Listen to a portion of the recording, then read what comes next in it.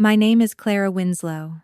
I'm 33 years old, and on Christmas night, my mother locked me out of the house I had come back to help take care of. Not metaphorically, not with one of those quiet family silences people call distance, because the real word sounds too ugly. She turned the deadbolt while I was standing on the porch in Lancaster County, Pennsylvania, with snow landing in my hair and my purse still hanging from my shoulder. My suitcase was upstairs.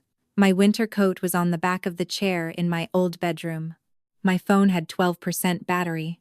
Behind her, the house glowed warm and yellow, full of leftover ham, cinnamon candles, and relatives pretending they had not just watched a mother throw her daughter into the cold.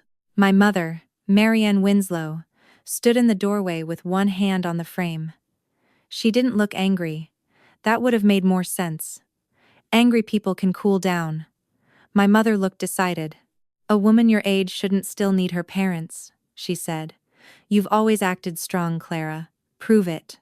Behind her, my younger sister Lena held her little girl against her hip and looked somewhere near my shoes.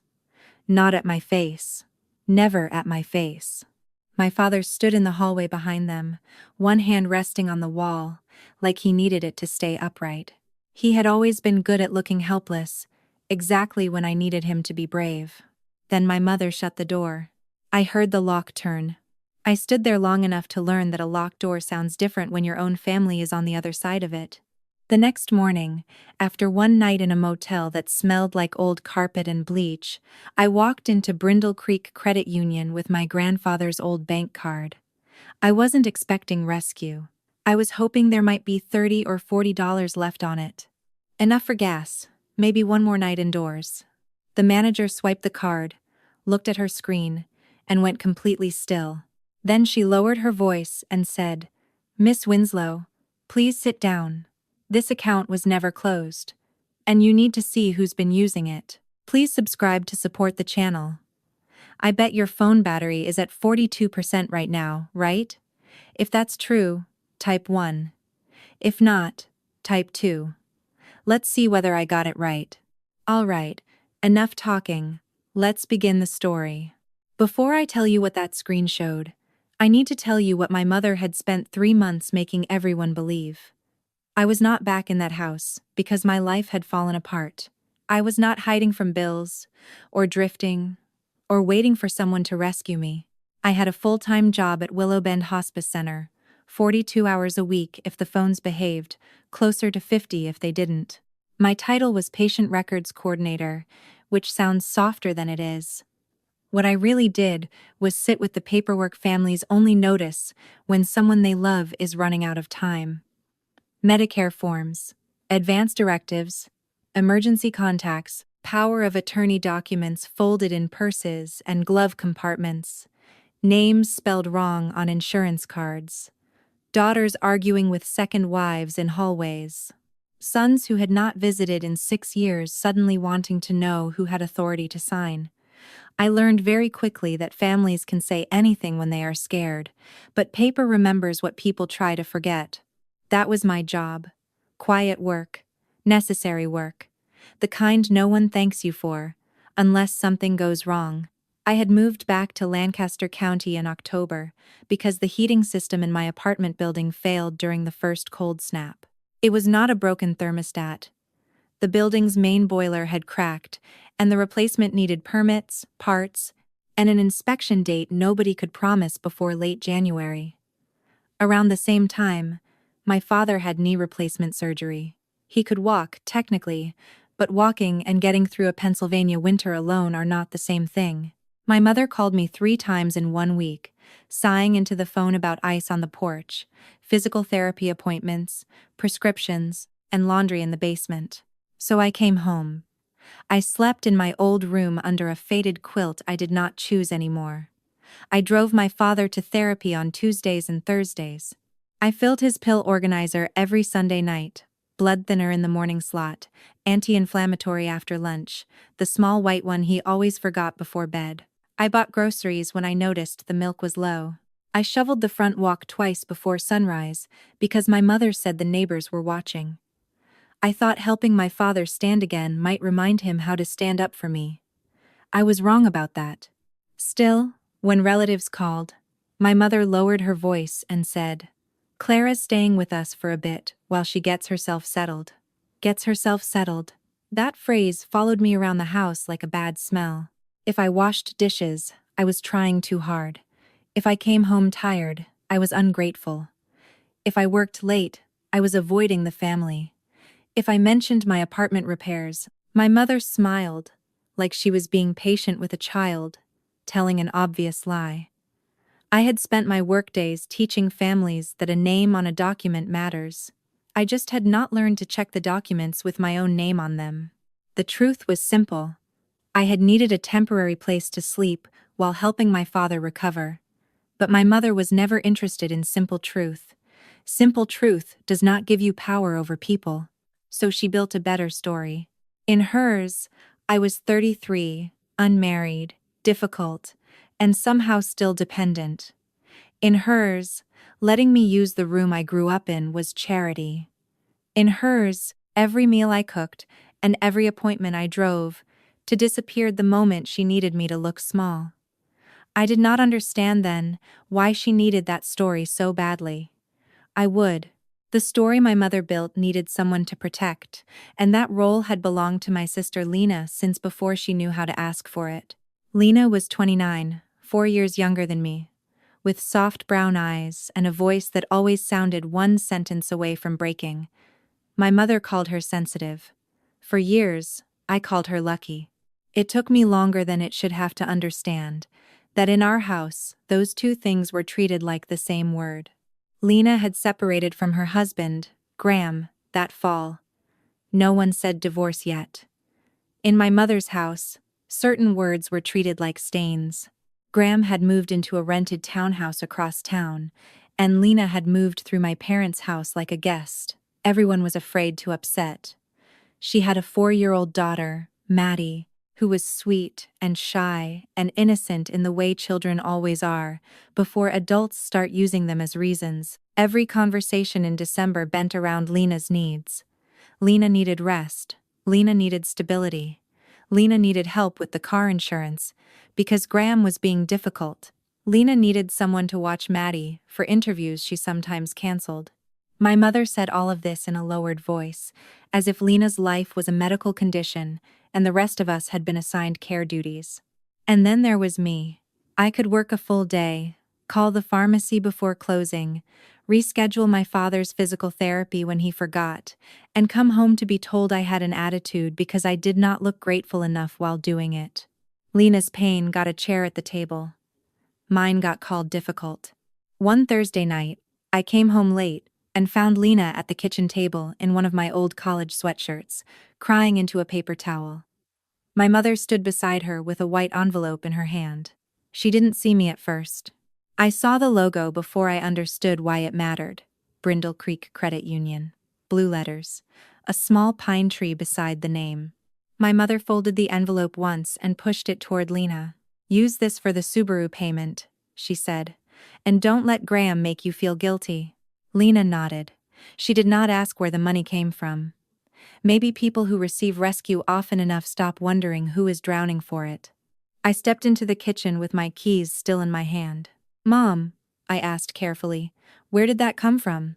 My mother turned slowly, like I had interrupted something sacred. "Not every family matter requires your opinion, Clara." Lena looked down at the envelope. From the den, my father raised the television volume. I let it go, because I was good at that, but I remembered the logo. And later, when a bank manager turned her screen toward me, I would remember Lena's hands closing around money that had my name buried underneath it. The first time I saw that Brindle Creek logo, I was 19 years old and sitting across from my grandfather in a booth at Millie's Diner, watching him stir black coffee he never added sugar to. It was the summer after my freshman year of college. I had come home with 2 duffel bags, a stack of used textbooks I hoped to sell, and the private fear that maybe I was not as ready for the world as I had pretended to be. Grandpa Walter noticed things like that. He noticed loose watch hands, uneven table legs, and the pause before someone said they were fine. He had owned Hensley Clock Repair for 37 years, a narrow little shop between a barber and a pharmacy on Maple Street. The front window was always full of watches that looked dead until he opened them up and found the one small part that still knew how to move. He was not rich. Not in any way my mother respected. He wore the same brown jacket for a decade, saved twist ties in a coffee can, and returned money when cashiers gave him too much change. But he was careful. Careful with money. Careful with promises. Careful with people who had been made to feel like they were asking for too much. That afternoon at Millie's, he waited until the waitress refilled his coffee and walked away. Then he slid a plain envelope across the table toward me. There was a grease mark on one corner from where it had sat too close to a slice of apple pie. "What's this?" I asked. "Something for later," he said. Inside was a debit card from Brindle Creek Credit Union. My name was printed on the front, Clara M. Winslow. I remember staring at it because seeing my name on anything official still felt like a costume at 19. "There's some money in there," he said. "Not enough to make you foolish. Enough to make sure panic doesn't get the first vote." I gave a small laugh because I thought he was being dramatic. Grandpa Walter did not laugh with me. "This isn't spending money," he said. "It's standing money." Then he reached into his shirt pocket and pulled out a small yellow slip from the repair shop, the kind he used to write claim numbers on. He folded it twice and tucked it behind the card. "You don't have to read that now," he said. "I think you'll understand it better the day you need to stand without them." I looked up at him. "Without who?" He tapped the envelope with one finger. "You'll know if the day comes." Then he said the part I carried for 14 years without understanding it. "And don't tell your mother about this. Marianne can make a need sound like a virtue." I should have asked him what he meant. I should have made him explain why his voice had gone so flat when he said his own daughter's name. But I was 19, and 19-year-olds still think warnings are just old people's way of loving too loudly. So I put the card in my wallet. I hugged him outside the diner. He smelled like coffee, metal polish, and peppermint gum. And for years, I carried his warning without ever being brave enough to believe it. Grandpa Walter died on the 14th of January 2020, 6 years before the night my mother locked me out. It was his second stroke that took him. The first one had slowed his speech and made his left hand curl slightly, but he was still Walter after that, still stubborn enough to correct the time on the wall clock at his own doctor's office. The second one did not leave room for stubbornness. The funeral home smelled like lilies, damp wool coats, and weak coffee. I remember standing near the guest book with one of his old pocket watches in my hand, the silver one he had given me after fixing it 3 different times because I kept dropping it. It did not run anymore. I carried it anyway. Grief makes you hold on to broken things because at least they still have weight. My mother handled everything. Marianne moved through that room like she had been rehearsing for it. She hugged cousins. She accepted casseroles.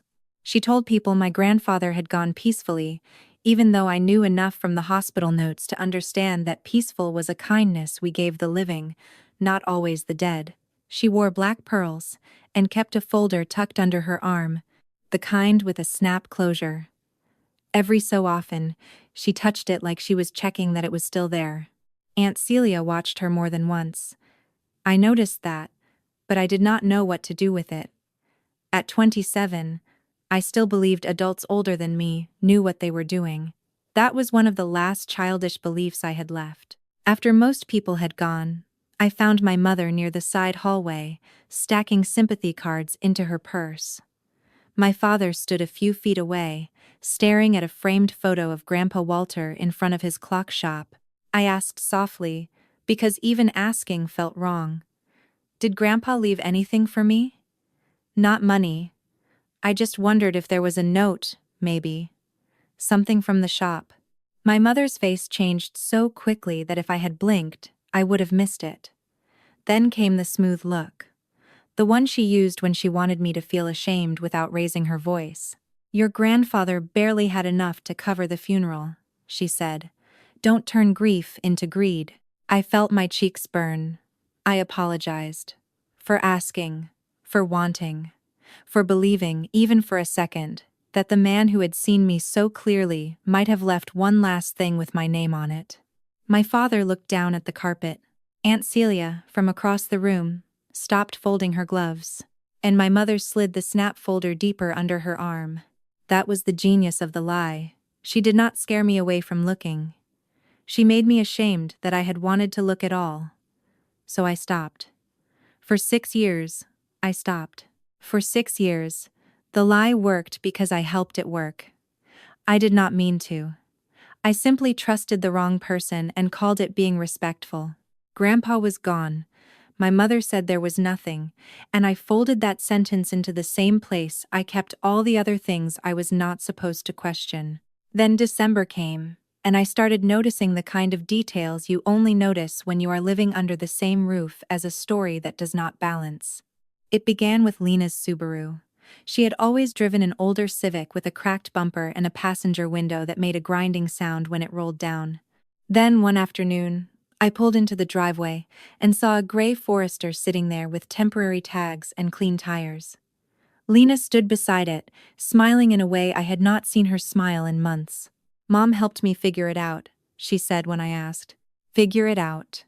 That was another phrase in our family that usually meant nobody was going to explain the math. A week later, I came home and found roofing shingles stacked beside the garage.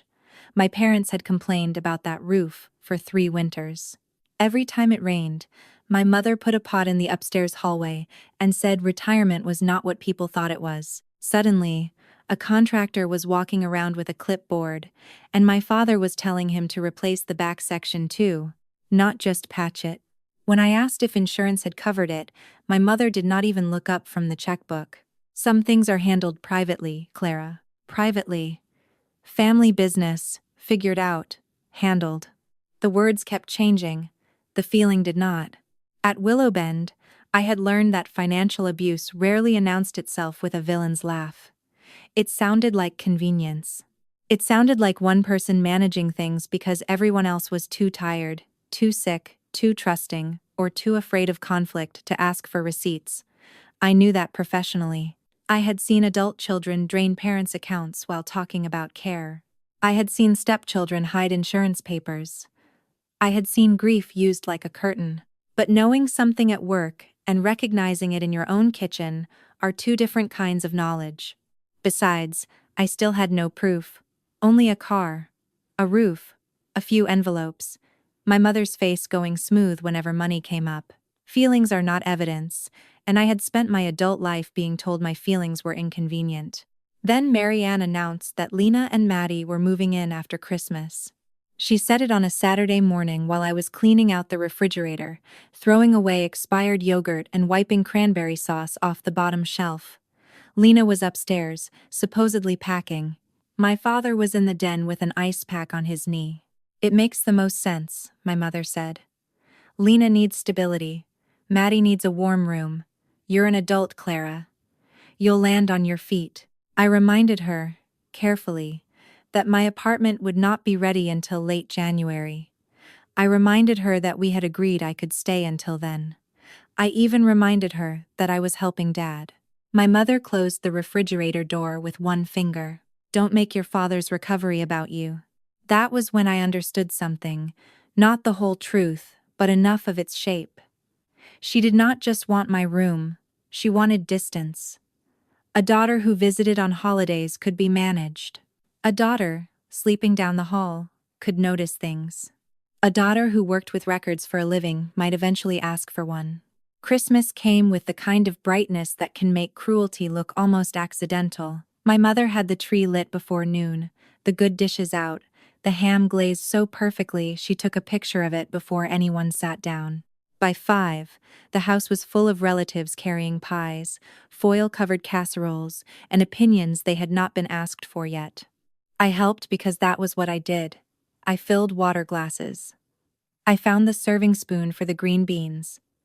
I cut Maddie's roll into small pieces when Lena said she was too overwhelmed to eat.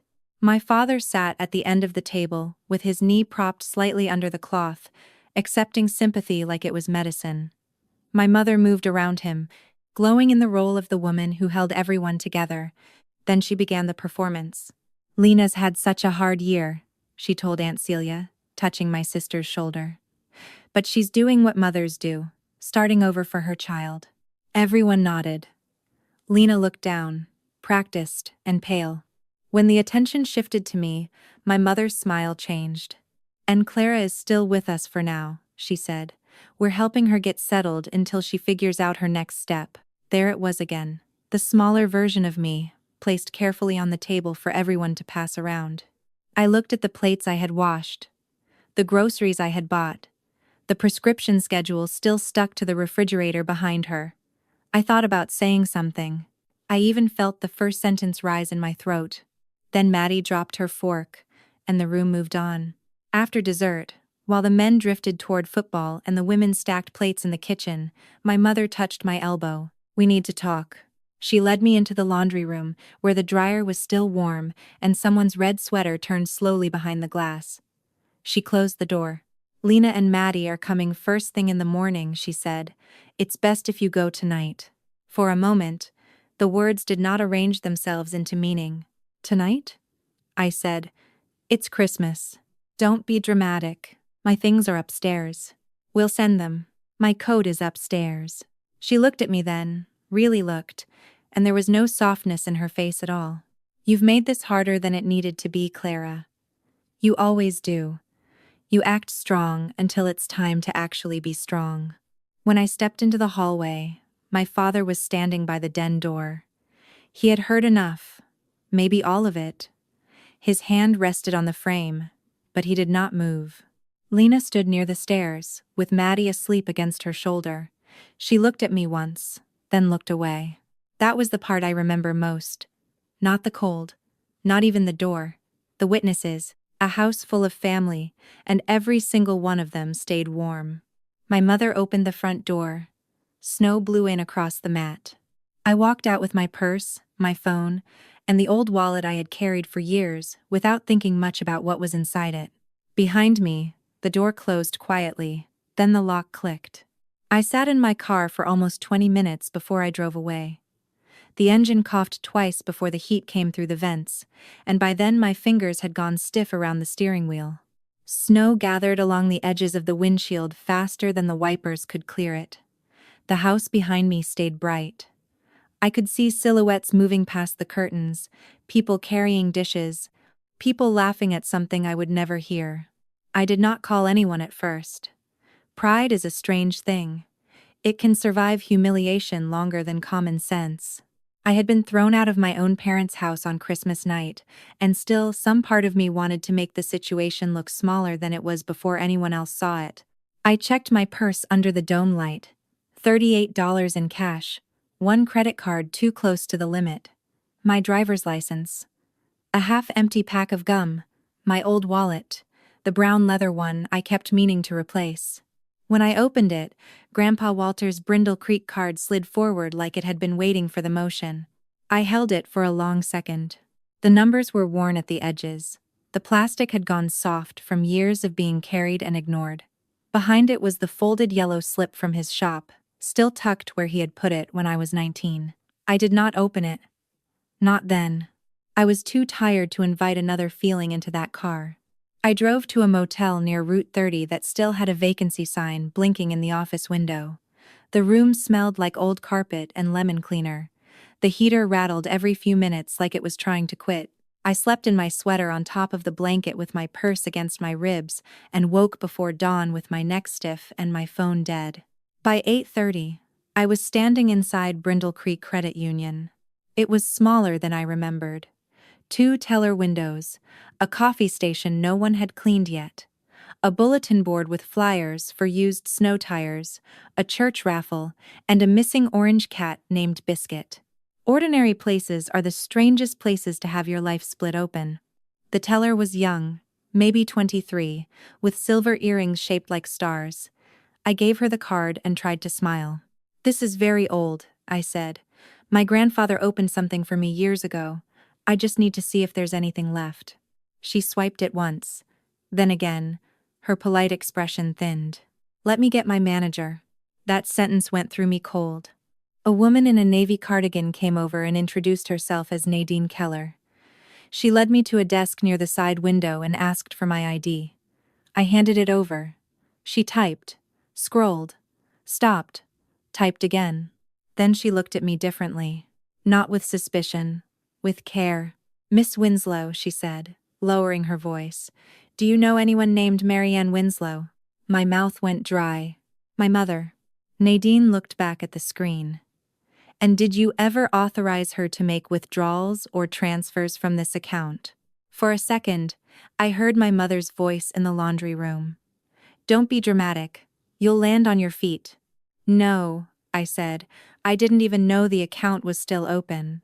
Nadine turned the monitor slightly toward me. There it was, my name at the top.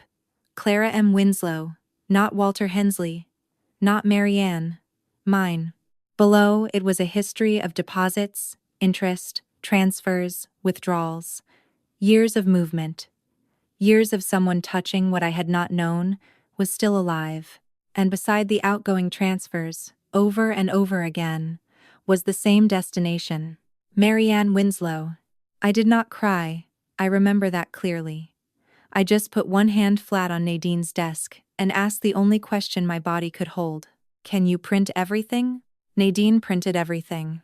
The machine behind her desk worked slowly, page by page, coughing out years of my life in black ink. She did not fill the silence with apologies. I was grateful for that. There are moments when kindness is not a speech. Sometimes it is a woman in a navy cardigan, handing you a stack of paper with both hands, because she understands it is heavier than it looks. These go back as far as our system keeps them, she said.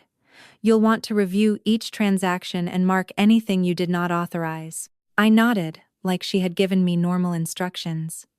Like I was not looking at withdrawals that lined up with Lena's car, my parents' roof, debts I had never owed, emergencies I had never been told about. Then Nadine slid a business card across the desk. You should speak to an attorney, she said softly. And Miss Winslow, keep that old card. I put the statements in my purse and drove to Tessa Morrow's house because I could not go back to the motel yet. Tessa had been my friend since community college, the kind of person who did not ask for the clean version first. She opened her door in pajama pants, saw my face, and stepped aside without a word. Her kitchen smelled like toast and peppermint tea. I spread the statements across her table while she stood at the counter, watching me the way people watch someone remove glass from a wound. Carefully, without rushing. For almost an hour, I circled dates.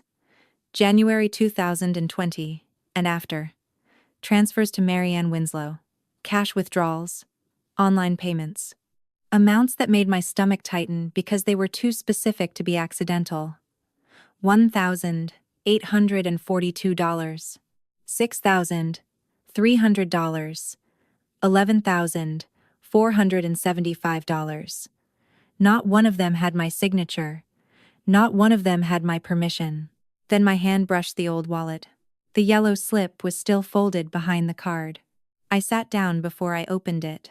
I think some part of me already knew it would hurt.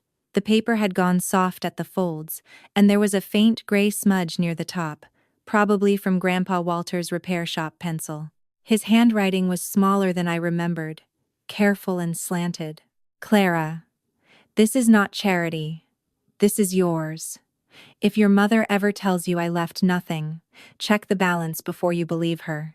Some people can love you and spend you in the same breath. Stand anyway. Grandpa Walter. I read it once and felt nothing. I read it twice and understood too much. The third time, my hands stopped shaking. My mother had spent 6 years telling me there was nothing to find. My grandfather had spent 14 years waiting for me to look. I folded the note back carefully, like it could still feel pain.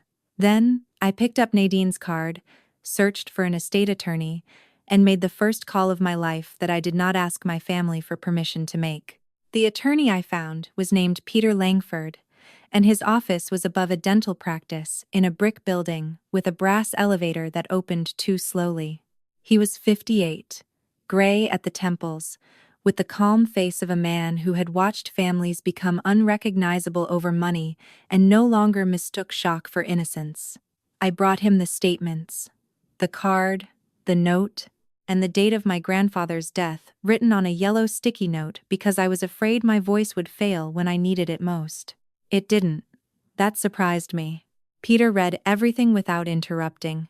He asked small questions. When did Walter pass? Who handled his affairs? Did I ever sign authorization? Had I received statements? Did Marianne ever tell me the account existed? Each answer made the room quieter. Finally, he tapped the copy of Grandpa Walter's note with the back of his pen. "This helps," he said. "More than you may understand." Then he explained it in plain language. The account was mine. Not emotionally mine. Not morally mine. Legally mine. Any authority my mother had over Grandpa Walter's affairs ended when he died. If money continued moving out after that, without my permission, then this was not a misunderstanding.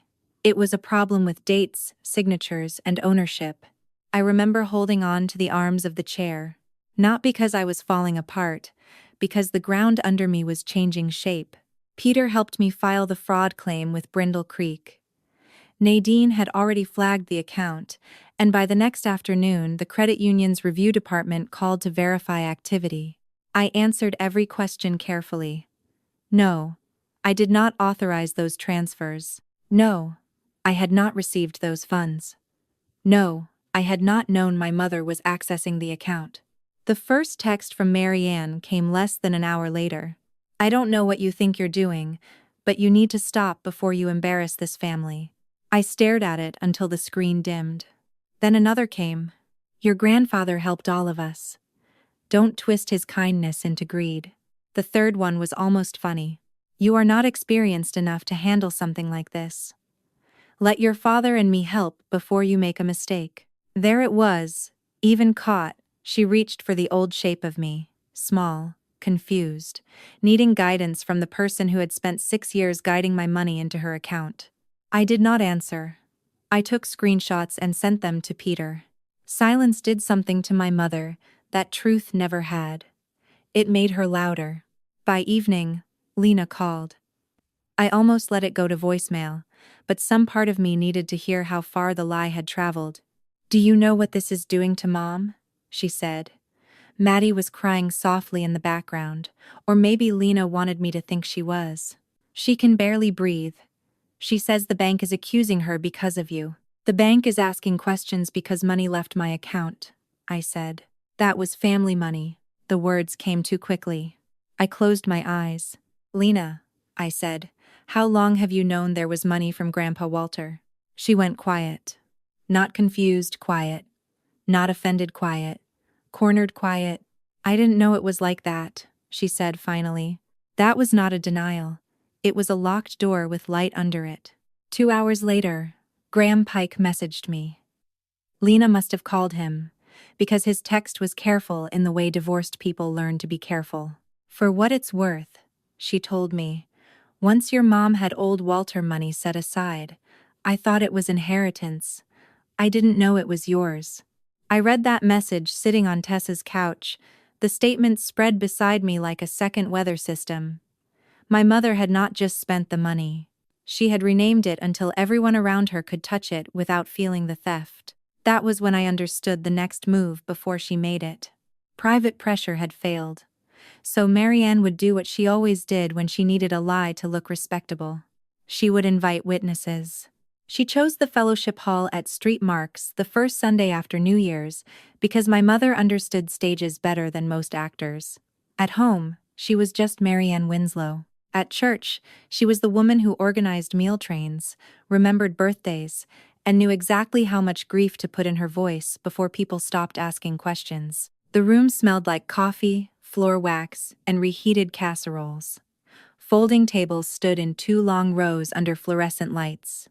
Someone had left a basket of candy canes near the bulletin board. Aunt Celia sat near the end with her coat still on, watching me over the rim of a paper cup. My father was beside my mother, staring at his hands. Lena stood near the kitchen doorway with Maddie's pink backpack over one shoulder, looking smaller than she had any right to look. My mother started before I even took off my coat. "I never wanted family business brought here," she said, soft enough to sound wounded, loud enough for everyone to hear. But Clara has gone to banks and lawyers, accusing me of stealing from my own father and my own child. A murmur moved through the room. My mother led it. She was welcomed into our home, she continued. We helped her when she had nowhere else to go. And now she's twisting an old account of Walter's into something ugly. I think she needs to hear from people who love her before she does damage she can't undo. There it was. The room, the audience, the softer cage. I felt the old instinct rise in me, the need to make everyone comfortable even if it meant swallowing myself whole. Then I touched the folder Peter had prepared and remembered the sound of the deadbolt on Christmas night. "Can I show you something?" I asked. My mother's eyes sharpened. I walked to the nearest table and laid the pages down one by one. Not dramatically. Carefully. The way I handled records at work. "This is the account," I said. "It is in my name. Clara M. Winslow. This is the transfer history. These are the payments going to Marianne Winslow. This is the date Grandpa Walter died.